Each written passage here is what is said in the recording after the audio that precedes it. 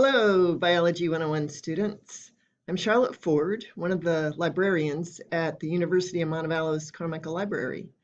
And as a part of your Bio 101 class, we've created 2 videos and a handout to help you locate articles published by biology faculty at UM. So in this first video, I'll show you how to navigate to the Carmichael Library website, and I'll talk about some of the services the library offers, including helping students distinguish between scholarly and popular articles. And then in the second video, we'll look at some of the library databases where you can find scientific research articles, and we'll walk through that process. Specifically, we'll talk about finding articles written by UM biology faculty. And your professor, Dr. Wicknick, has a handout in Canvas summarizing the steps. So first, let's talk about navigation. How do you get to the Carmichael Library website? So probably the easiest way is to just Google Montevallo Library. And when you do that, that first result will take you to the library website. The library website's also linked from many pages on the UM website, and it's also linked from Canvas. We're under the question mark. As a college student, you may want to bookmark the library website since you might be using it repeatedly. And the direct URL is libguides.montevallo.edu. You don't really need any of the rest of that stuff. Now on the library website, the first thing you'll probably notice is this big search box that dominates the page. This is our discovery system. And when you do a search in here, we'll just search for Lyme disease. It'll launch, and this will be searching across the library catalog of print books and ebooks and a bunch of other databases that include journal articles, magazine articles, films, and so forth. This is a very broad search, and while it gets a lot of results, it's not always the most efficient way to find scholarly or scientific research articles. And we'll talk about that a little bit more in video number 2. So I'm going to shut this out. Back on the library website, you'll also see over to the right options to chat with a librarian or to send us an email when we're offline. This chat option will also pop up on the library website sometimes. Please feel free to ask us any questions about using library databases or anything else that's puzzling to you. There's 7 librarians and 5 staff members who are here to help you.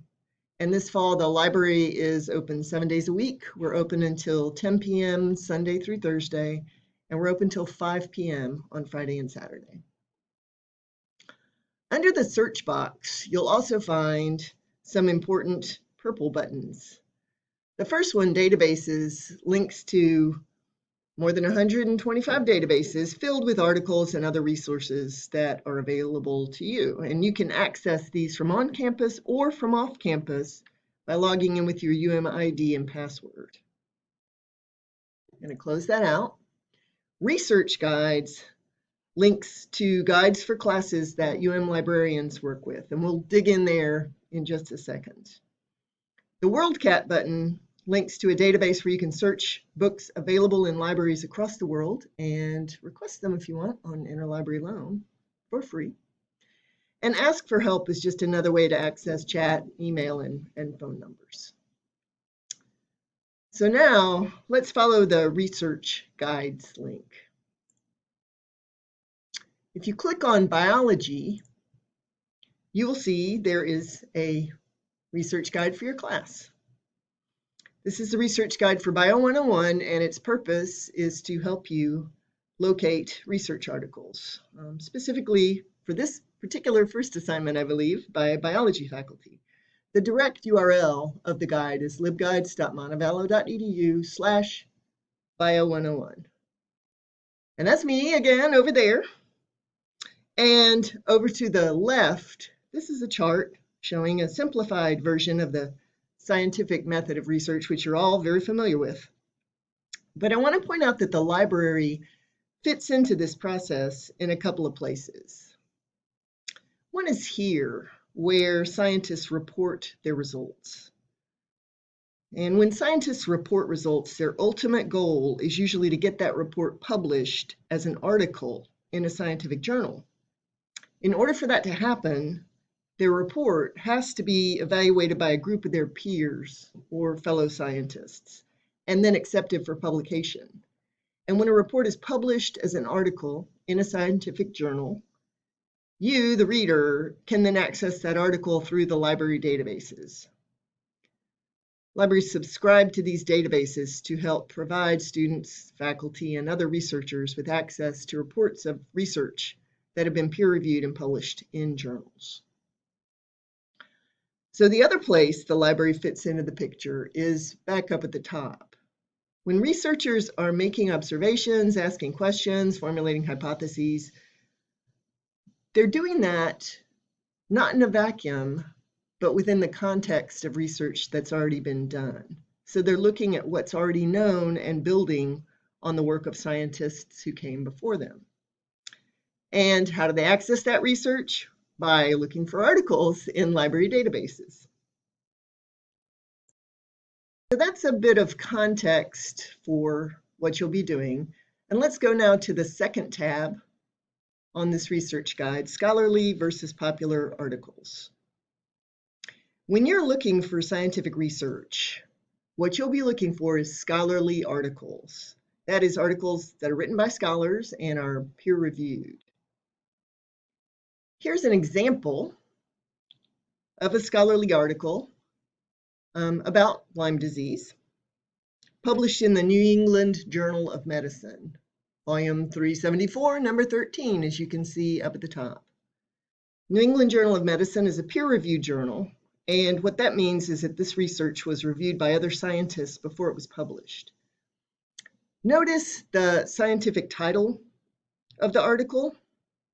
Notice the fact that it has multiple authors. That's often the case with scientific research. And they are affiliated with universities or scientific organizations. And it has an abstract that summarizes the research. And this journal article has the classic sections of a scholarly research articles. It has an introduction where it refers to previous articles written about this topic, and then it has a methods section where they talk about what was done. Has a results section where they talk about what they found, and then a discussion.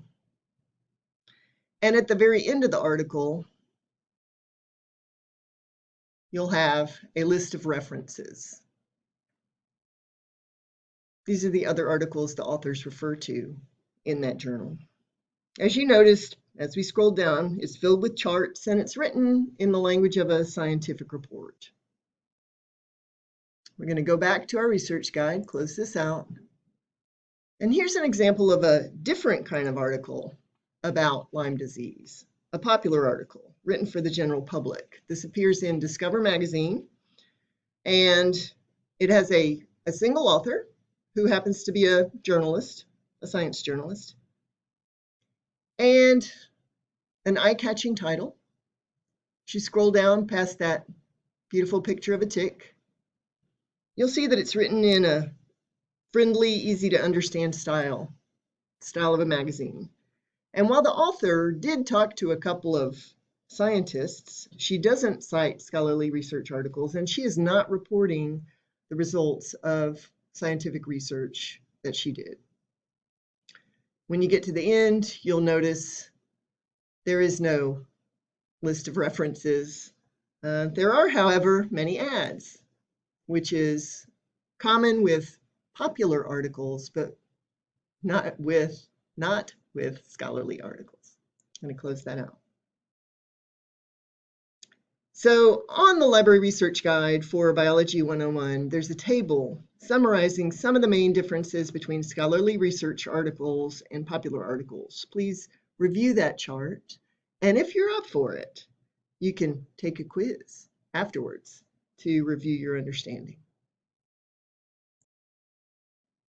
We'll return to that Library Research Guide in the second video, but just to summarize, in this first video, so far we've talked about how to navigate to the Carmichael Library website And we've explored some of the library resources and services, and we've talked about distinguishing between scholarly and popular articles. And in the second video for Biology 101, we'll talk about how to use library databases to find scholarly research articles written by University of Montevallo faculty. So I'll see you in video number 2.